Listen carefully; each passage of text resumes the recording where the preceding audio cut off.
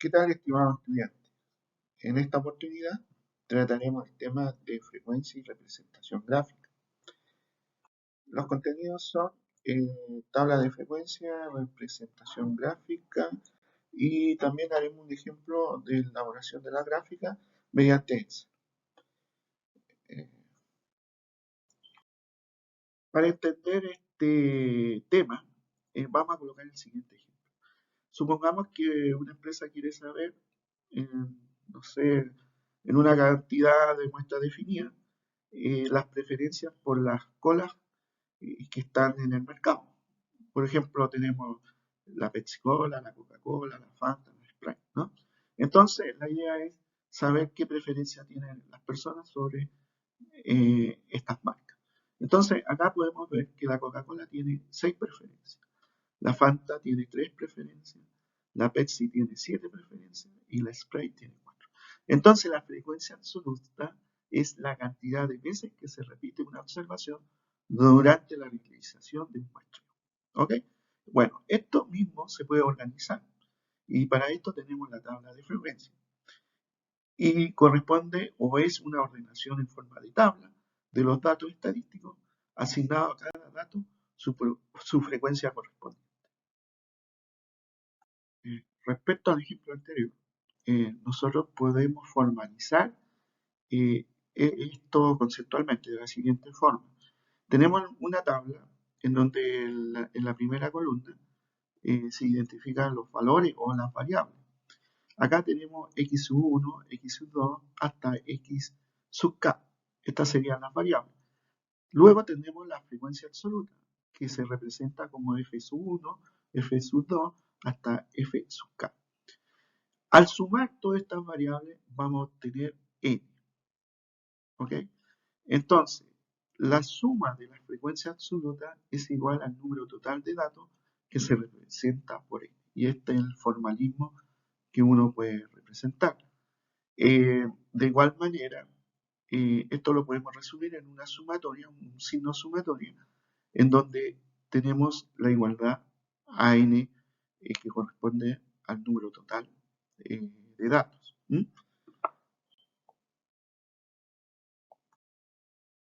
Para ejemplificar esto, lo hacemos a través del siguiente ejemplo. Para una variable distinta a 100 alumnos de un colegio, se les pregunta la edad, obteniendo los siguientes valores. Acá obtenemos la representación de los valores en torno a la edad de estos estudiantes. Entonces, la idea es ir viendo las edades que corresponden a estos estudiantes que se les hizo la consulta. En este ejemplo tenemos, digamos, que podemos ir identificando cada edad, ¿no es cierto? Acá tengo marcado en rojo la edad de 12 años y tengo que contar cuántas veces se repite esta edad. En este caso yo puedo decir que se repite 9 veces. En el caso de la edad de 13 años, se repite 25 veces, ¿ya? En la edad de 14, 27 veces, la edad de 15, 16 veces, la edad de 16, 12 veces, la edad de 17, 8 veces y la edad de 18, 3 veces. Entonces, esto es una forma, una estrategia. Yo, la verdad, no seguí marcando, pero la idea es marcar o tachar, también se puede decir, para ir identificando cuántas veces se repite en este caso la edad. O podría otra estrategia haber ordenado de menor a mayor cada una de las edades, ¿no? Y así poder tener inicialmente y contar rápidamente las veces que se repiten. Así empezamos a armar una tabla de frecuencia. Otro concepto importante es la frecuencia relativa, que es el cociente entre la frecuencia absoluta de un determinado valor y el número total de datos. Entonces tenemos como FR igual a F sub I dividido por N mayúscula. Entonces, así definimos, digamos, la frecuencia relativa. Luego la sumatoria de la frecuencia relativa es igual a 1. Luego tenemos la frecuencia relativa porcentual, en donde lo definimos como P, y es igual a 100 multiplicado por la frecuencia relativa. Otro concepto también que hay que considerar es la frecuencia acumulada, la cual es la suma de la frecuencia absoluta de todos los valores inferiores o iguales al valor considerado. Se representa por f sub i, así la frecuencia acumulada viene dada por la expresión, por ejemplo, f1 igual a f1 minúscula y f2 mayúscula igual a f1 más f2 minúscula. Bueno, esto mismo lo vamos a ver en un ejemplo. Antes de seguir con el ejemplo, vamos a revisar esta tabla donde tenemos un formulismo importante que se refiere a los conceptos que vimos anteriormente. Entonces, en los valores irían las variables, ¿no? Tenemos x1, x2 hasta xk. Luego tenemos la frecuencia absoluta, que tenemos f sub 1, f sub 2 hasta fk, donde la frecuencia o la sumatoria de las frecuencias sería igual a n. Luego tenemos la frecuencia relativa, en donde tenemos fr1, el cual consiste o se determina a través de la frecuencia, en este caso sub 1, dividido por la sumatoria total de las frecuencias. Y así tendríamos hasta fr sub k. ¿Ya? La sumatoria de todas estas frecuencias relativas debiera ser igual a 1. Luego tenemos la frecuencia relativa porcentual, en donde tenemos definido P sub 1, que es igual a 100, por la frecuencia relativa 1, en este caso, ¿no? Y así sucesivamente vamos a tener hasta P sub k. La sumatoria de estas frecuencias debería ser igual al 100%. Y luego tenemos la frecuencia acumulada, en donde nosotros definimos el primer término como f mayúscula 1 igual a f minúscula 1.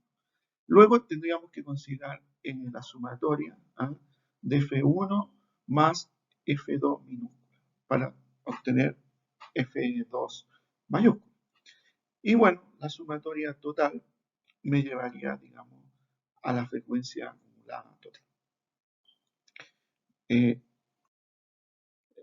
A continuación, ahora sí que vemos el ejemplo. Entonces, la idea es tomar los conceptos anteriores y aplicarlo en esta tabla de frecuencias, ¿no? Bueno, en el ejemplo tenemos que se hace un estudio a 100 estudiantes y se determina la frecuencia absoluta, relativa porcentual y acumulada. Entonces, en la primera columna tenemos las variables que corresponden a las edades, ¿no? Tenemos de 12, 13, 14, 15, 16, 17 y 18. Entonces, en la frecuencia absoluta vemos cuántos estudiantes tienen, por ejemplo, 12 años, ¿no? Acá vemos que tenemos 9. Los estudiantes que tienen 13 son 25, los estudiantes que tienen 14 son 27, los que tienen 15, 16, y así sucesivamente vamos a ir encontrando, digamos, estas frecuencias. Bueno, la sumatoria nos da 100. El número total de frecuencias es 100. Ok, luego tenemos la frecuencia acumulada.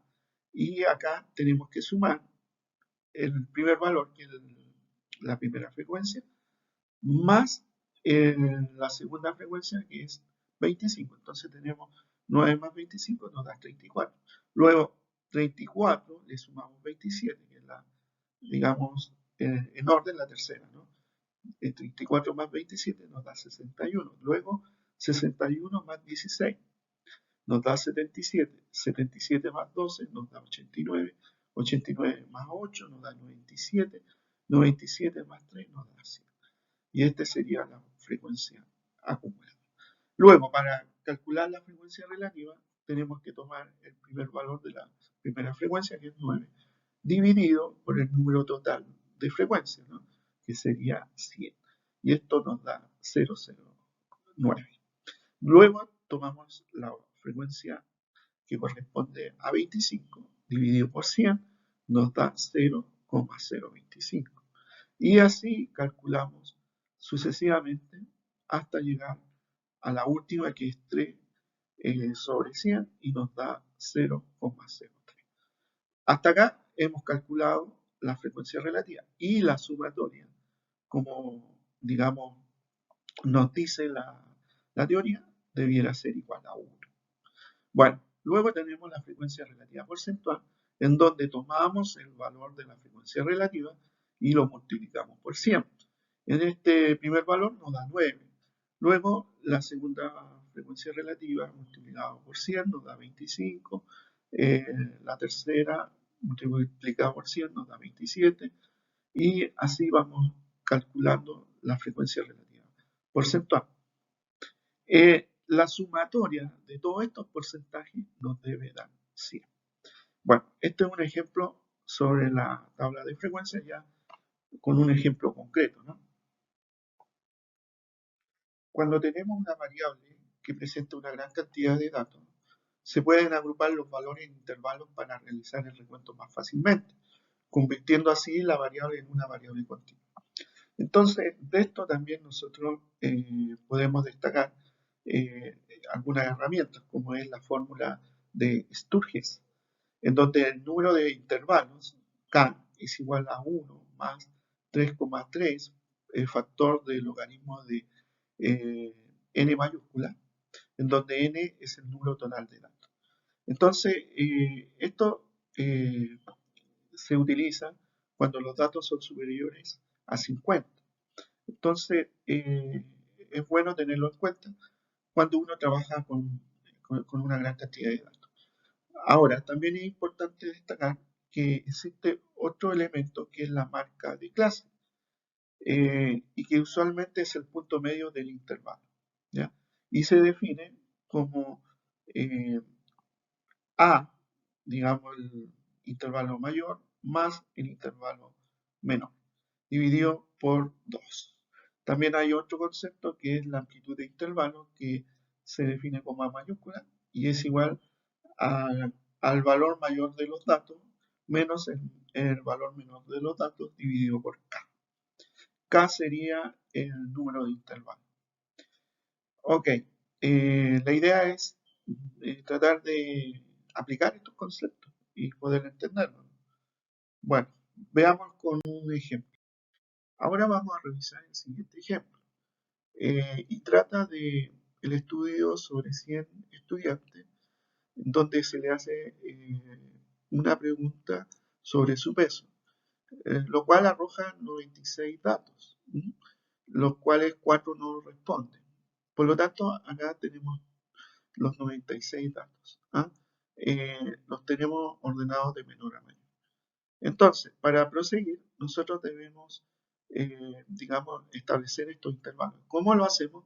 A través de la fórmula de Sturges, en donde tenemos que K es igual a 1 más 3,3 factor del logaritmo de 96. 96, como les dije anteriormente, son los datos. Entonces, este valor o este cálculo me da 7,541, lo cual se aproxima a 8. Y por lo tanto, nosotros tendríamos que crear 8 intervalos correspondientes a todos estos datos. Bueno, también hay que determinar la amplitud de los intervalos. ¿Qué quiere decir eso? Que nosotros tenemos que definir un número tal que nosotros obtengamos el intervalo homogéneamente. Entonces, para esto vamos a considerar que A es igual al mayor valor menos el menor valor. Esto sería 108 menos 130, menos 32, lo cual es igual a 76. Este número 76 lo dividimos por los 8 intervalos. Este valor me da aproximadamente, o nos da 9,5 y lo aproximamos a 10. ¿Ok? Entonces, prosigamos con la confección de la tabla. Acá, si se dan cuenta, ya tenemos configurada la tabla de frecuencia. Entonces, también está elaborado ya el intervalo. Este intervalo, ¿cómo se elaboró? Como anteriormente, nosotros calculamos la amplitud, que fue 10. Entonces, ese es nuestro punto de partida. Ahora, como nos damos cuenta, tenemos una, una cantidad de datos que parte de 33 y termina en 108, por lo cual están ordenados en forma, digamos, organizada, ¿no? Entonces, también para determinar o plantear estos intervalos, nosotros podemos partir, digamos, de un valor entero, ¿no? Eh, digamos que sea el más adecuado. De esto también se trata de la forma de cómo yo voy diseñando estos intervalos. Entonces, la idea es que quede homogéneamente respecto a los 8 intervalos. Entonces yo puedo fijarme un número, como 30, ¿no? 30. Entonces, como me fijo el número 30, yo eh, le sumo 10 unidades. ¿Por qué 10? Porque fue la amplitud de intervalo que se calculó anteriormente. Entonces, si yo le sumo a 30, 10, me da 40. Entonces, el primer intervalo sería 30,40. ¿Qué quiere decir esto? Que desde el 30 hasta el 40 yo voy a tener, digamos, una cantidad de valores que yo debo identificar, como frecuencia absoluta. Entonces, para poder hacer esto, eh, hay cierto simbolismo. Por ejemplo, este paréntesis redondo me indica de que yo puedo tomar desde 30 hasta, digamos, el número anterior a 40. Y como se dan cuenta, hay números decimales. Entonces, lo que hago yo es definir, por ejemplo, o identificar, más que definir, los valores que yo voy a considerar en ese intervalo. Si se dan cuenta, empieza en 30, pero no se toma el 40. Por eso el paréntesis cuadrado. Empieza como con un paréntesis redondo, eh, indicando que de acá yo puedo tomar los valores. Es decir, yo puedo tomar el 33, el 35,2, el 36,1, el 37, el 37,9, el 38,5, el 38,5 nuevamente, el 39,1 y el 39,6. No llego hasta el 40. Entonces, si yo cuento, identifico lo siguiente: 1, 2, 3, 4, 5, 6, 7, 8, 9. ¿Ok? Entonces sería la primera frecuencia absoluta. Luego sigo con el siguiente intervalo, que es de 40,50. Entonces, como les dije, se toma el 40 y no se toma el 50. Empiezo del 40. 1, 2, 3, 4, 5, 6, 7, 8, 9, 10, 11, 12, 13, 14, 15, 16, 17, 18, 19, 20, 21 y 22. Entonces, esa sería la frecuencia. Están marcados en verde, si se dan. Entonces, con el otro intervalo yo también empiezo del 50 y no tomo el 60. Sería todo lo que está en gris, ¿no? Hasta acá. ¿Ya? Entonces eso nos da 33 valores, son bastantes. El otro intervalo nos da 22 valores, que está en rosa. ¿Ah? El otro intervalo nos da 6 valores, que está en naranja, ¿no? 6 valores. ¿Mm? Y el otro que está en, digamos, celeste, calizo, algo así, ¿no? Nos da 3 valores eh, y no se toma, digamos, 3 valores porque llegamos hasta el 90, ¿no? ¿Ya? Pero el 90 no está. Entonces, se consideran todos los valores de 80, ¿ya? O sea, sería 80,4, 80,7 y 85,8. Es el intervalo. Acá hay una curiosidad que no llega al valor, digamos, 90, ¿no? Y después tendríamos que partir del 90 al 100. Pero no hay valores en ese intervalo, ¿cierto? No hay valores, ¿no? Ok, pero después nos vamos al último intervalo que va de 100 a 110 y encontramos un intervalo, o sea, perdón, un valor, que acá sería 1. Colocamos la frecuencia. Al sumar nos da 96. Bueno, así se podría calcular la frecuencia absoluta. Ahora, otro elemento que también se mencionó es la marca de clase. Entonces, acá se considera el intervalo de 30,40. Lo que uno hace es sumar 30 más 40, nos da 70, dividido por 2 nos da 35. Después sumamos 40 más 50 y nos da 90 y lo dividimos por 2, nos da 45.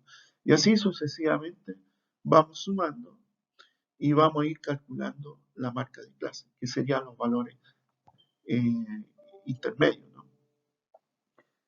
Ok, ahora respecto a la frecuencia, de la misma forma, frecuencia acumulada, tomamos el primer valor y lo vamos sumando con 22. 9 más 22 nos da 31, 31 más 33 nos da 64 y así sucesivamente vamos teniendo la frecuencia acumulada. Después la frecuencia relativa, como se mencionó anteriormente, tomamos la primera frecuencia absoluta y lo dividimos por 96 porque es el número total de frecuencias. Y así vamos teniendo los valores de la frecuencia relativa. Al sumar esto, todos estos valores nos tiene que dar 1. Y luego la frecuencia relativa porcentual, tomamos la frecuencia relativa y lo multiplicamos por 100 y nos da los porcentajes. Y luego, al sumar, bueno, en este caso vamos a tener 99. Pero acá hay un tema de decimales. Entonces, si vamos con cada uno de los decimales, se nos va a aproximar a 100. ¿Ok? Esa es más o menos la manera que hay que trabajar con este tipo de tablas, ¿no? Que son valores ordenados. Siguiendo con los temas que nos corresponden, tenemos la representación gráfica.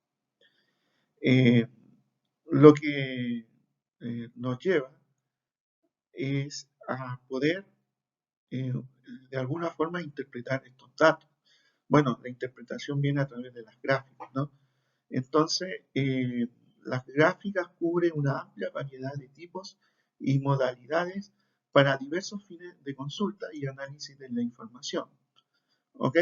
Entonces, dependiendo también de lo que uno quiere obtener en la parte estadística, uno puede plantear el tipo de gráfico, ¿no? Podemos tener gráficos de barra, gráficos de líneas y áreas, gráficos circular, cartogramas o mapas, otro tipo de gráficos como la caja y bigotes, y también se pueden obtener una combinación de estos. Algunos elementos que hay que considerar en la representación gráfica son las coordenadas. Las coordenadas son los ejes. Tenemos un eje vertical que es Y y tenemos un eje horizontal que es el X. Entonces, en el eje vertical podemos colocar en algunos casos los valores y en el eje horizontal los conceptos. También podemos colocar en el eje vertical los conceptos y en el eje horizontal los valores. Eso va a depender de lo que nosotros necesitamos. Y así como hay ejes, digamos, en donde podemos utilizar, digamos, variables cuantitativas y podemos en ambos ejes colocar valores. Eso va a depender, digamos, como les dije, del tipo de estadístico que uno quiere obtener, como en este caso puede ser una proyección, ¿no? Una correlación. Bueno, eh, en relación a la representación gráfica, como ustedes deben saber, hay distintos tipos de gráficos. Entonces, la idea es un poco ir revisando y aportando algunos detalles a estos tipos de gráficos. Empecemos con el gráfico de barra. Bueno, este tipo de gráfico tiene algunas directrices que uno debe seguir. Por ejemplo, el ancho de la barra debe ser uniforme para todas las barras del diagrama. La longitud de la barra debe ser proporcional a la cantidad que representa. Y el espacio de separación entre barras por cada concepto debe ser constante. También este tipo de gráfico puede ser horizontal o vertical. En referencia a esto, podemos empezar también a mencionar el gráfico de barra de tipo vertical, que es el que tenemos acá. Acá podemos identificar que las variables, digamos, cuantitativas o de números están en el eje vertical y las variables, eh, digamos, en este caso cualitativas o conceptuales, están en el eje horizontal. Otro tipo de gráficos de barra son las comparativas, en este caso verticales, y se utilizan para comparar la magnitud de dos o más variables mediante barras que puedan colocarse en forma conjunta. Bueno, como se puede observar, tenemos los ejes, el eje vertical, donde tenemos la variable numeral, y en el eje horizontal la variable conceptual. Y se ve claramente que hay un análisis eh, respecto, digamos, a comparar los tiempos promedio de desplazamiento respecto a una localidad definida. Eh, en este caso, bueno, es válido para este tipo de estudios, ¿no? Luego tenemos los gráficos de barra horizontal. eh, Representan valores discretos a base de trazos horizontales aislados unos de otros. Se utilizan cuando los textos correspondientes a cada categoría son muy extensos. Bueno, tenemos el análisis, digamos, por edades y también por miles en cuanto a la población. Entonces, como dice, cuando son bastante extensos, se puede utilizar, ¿no?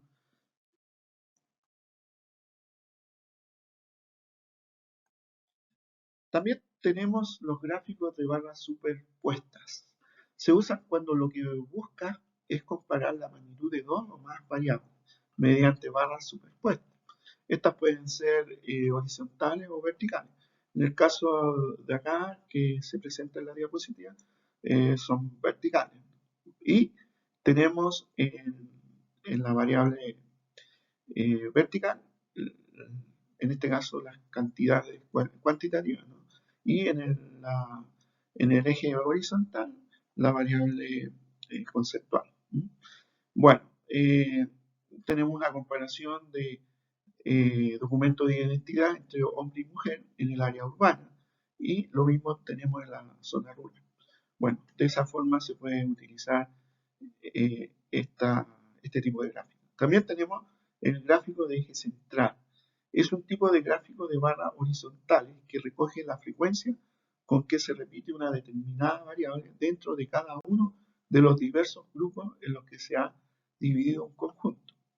Por ejemplo, la pirámide de población. Y acá se ve claramente entre hombres y mujeres en cuanto a la población, ¿no? Pero el gráfico de líneas. En este tipo de gráfica, los valores del indicador se representan con un punto, los cuales se unen mediante líneas para facilitar la visualización del comportamiento del indicador. Estos gráficos se emplean cuando es necesario representar las tendencias de una serie de datos, y estos son numerosos o continuos. Entonces, acá podemos graficar distintas variables, ¿no? Eh, en donde yo, por ejemplo, como cita el texto, puedo verificar, por ejemplo, días, meses. En el caso de la gráfica que se tiene acá en la presentación, está en relación a los meses y a los años, ¿no? Y eh, eh, tenemos, digamos, la producción, en este caso, de una empresa minero metálica, ¿no? En un periodo del 2006 al 2008. Entonces, Acá vamos viendo la producción durante esos periodos, digamos, que se citan en la gráfica. Luego tenemos el gráfico de líneas múltiples. Este gráfico se establece en la comparación de dos o más variables mediante líneas. Acá tenemos una línea gruesa, en donde seguramente está indicando el índice general según la gráfica, y la otra puede ser que es un poco más clara, gris, que puede estar determinando, en el caso de esta gráfica, por ejemplo, un producto, ¿no? O, eh, o en el caso de este puede ser dos productos que son el vestido y el calzado. Entonces seguramente hay una comparación importante para la empresa, que también se puede utilizar en diversos estudios. Tenemos el gráfico circular o de torta o de sectores, ¿no? Estos gráficos nos permiten ver la distribución interna de los datos que representan un hecho en forma de porcentaje sobre un total. Los gráficos circulares son adecuados para recalcar la magnitud relativa de los componentes del total. Entonces, como se ve en el ejemplo, acá hay un estudio sobre la población censada referente al nivel educativo. Tenemos en un sector sin nivel inicial, que corresponde al 7,5%. Después tenemos al primario, 23,2%, el secundario, 38,2% y el superior, 31,2%. Entonces, ese tipo de datos se puede analizar en donde queremos identificar un porcentaje, o también se puede identificar la frecuencia de alguna variable que uno desee determinar. También tenemos el gráfico radial o el telaraña. Se basa en la aplicación de ejes radiales con origen común y escalas estandarizadas. Cada eje se utiliza para indicar el valor de un indicador específico. Bueno, acá, por ejemplo, tenemos la tasa de utilización de la capacidad instalada de las actividades económicas, sobre las cuales procesan recursos primarios, como el azúcar, productos cárnicos, harina, conserva y productos congelados, refinación de metales, refinación de petróleo. Entonces, estos son productos primarios en donde cada actividad se puede identificar en qué porcentaje están procesando. Acá el menor es harina y aceite de pescado, ¿ya? Y así uno puede leer y se nota bastante bien en la gráfica, ¿no? Un buen gráfico que uno podría utilizar. Bueno, también tenemos el gráfico de puntos. Y esto nos dice, la gráfica es una modificación de la gráfica de barra, consiste en líneas de puntos que representan las barras y terminan con un punto grande, eh, los cuales son más simples de construir. Bueno, tenemos edades en el eje vertical y tenemos la población en miles, de acuerdo a estos datos censados, ¿no? Entonces, también son útiles y que pueden servir para un determinado tipo de estudio. Acá también tenemos el gráfico de caja y bigote. Bueno, este es un gráfico que consiste en un rectángulo donde los lados más largos muestran el recorrido intercuartilítico. Este rectángulo está dividido por un segmento vertical que indica dónde se posiciona la mediana y por lo tanto su relación con los cuartiles primero y tercero. Bueno, esto se utiliza bastante en estadística para justamente determinar los promedios, las medias, respecto a algunos elementos que uno desea estudiar. Puede ser el caso de una cantidad de estudiantes o el número de estudiantes, o también puede ser el tipo de promedio, ¿no? Se puede ir y definir en base a esta media, y que es un dato interesante quizás en algunos contextos, ¿ok? Entonces, no, hay que tenerlo presente porque seguramente vamos a trabajar con este tipo de gráficos. Tenemos también el diagrama de dispersión XY. Este tipo de gráfico es de mucha utilidad en los estudios que tienen muchas observaciones y muestras la asociación o relación que existe entre dos variables unidas a un mismo fenómeno. Por ejemplo, es de gran utilidad cuando uno quiere hacer proyecciones. Entonces hay una correlación y uno puede determinar esta proyección.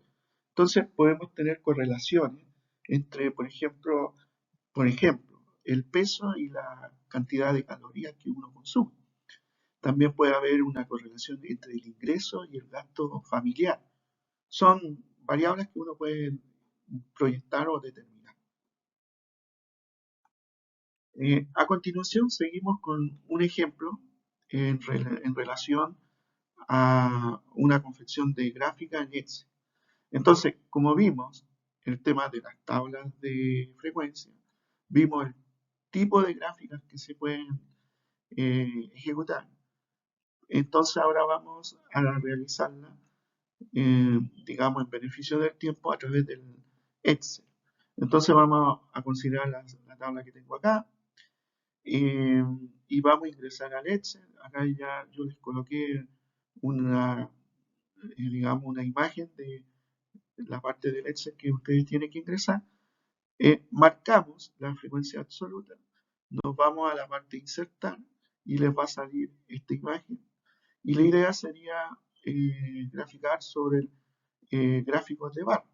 Y bueno, aceptamos y luego nos va a salir la gráfica, ¿no? Acá ustedes pueden observar que tenemos la gráfica, pero hay veces que esta gráfica no, si uno no identifica, por ejemplo, lo que quieren los ejes, sobre todo en el eje horizontal, si se dan cuenta tenemos indicado 1, 2, 3, 4, 5, hasta 7 en el eje X, y quizás nosotros necesitamos tener las edades en el eje X. Entonces, ¿qué hacemos? Nos posicionamos sobre el gráfico, hacemos doble clic sobre el gráfico y nos va a salir esta herramienta en donde nosotros podemos ir a corregir los datos. Le hacemos clic acá, entonces nos va a salir esta pantalla que tenemos acá abajo, donde podemos ver en donde podemos modificar la serie o editar la parte de los ejes X o del eje X. Entonces hacemos doble clic donde dice editar y nos va a salir, digamos, una barra acá, ¿no?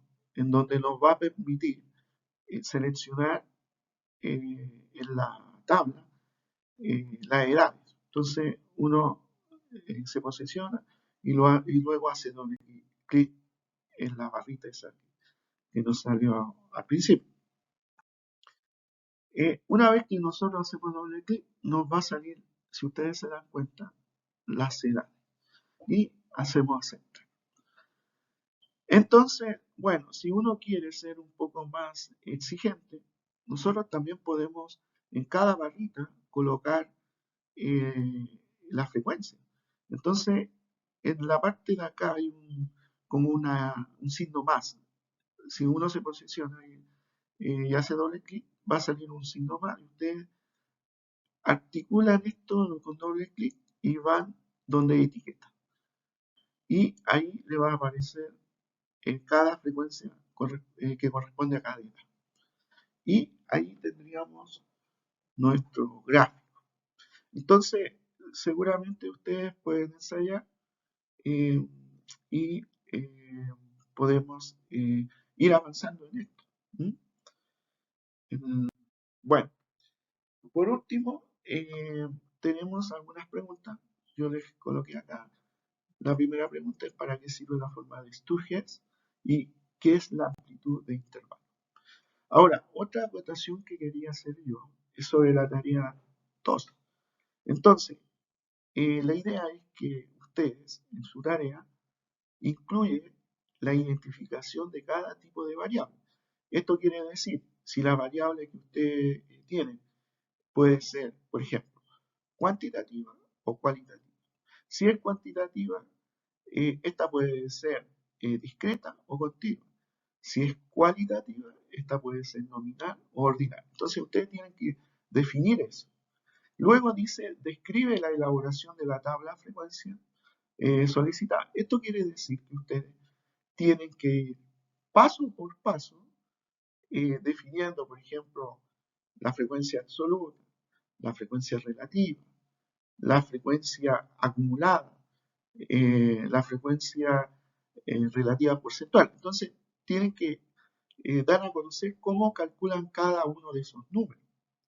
Y luego dice, en esta parte es la parte de graficar. Entonces, tiene que incluir la identificación del tipo de gráfica. Por ejemplo, si va a ser una gráfica de barra, va a ser una gráfica de círculo o de sectores, etcétera, etcétera. Y también identificar los ejes, el eje X, el eje Y, las variables que van en esos ejes. ¿Ya? Y por último, tienen que interpretar cada gráfica. Eso es en términos generales, pero obviamente seguramente en un video que les voy a hacer, les voy a explicar un poco más en detalle cómo va y cómo esperaría que fuera la tarea. Para esto, no sé, el lunes podría ser que yo les deje ese video. En todo caso, esa es la idea de esta tarea, que ustedes vayan madurando estos conceptos en base a ejercicio.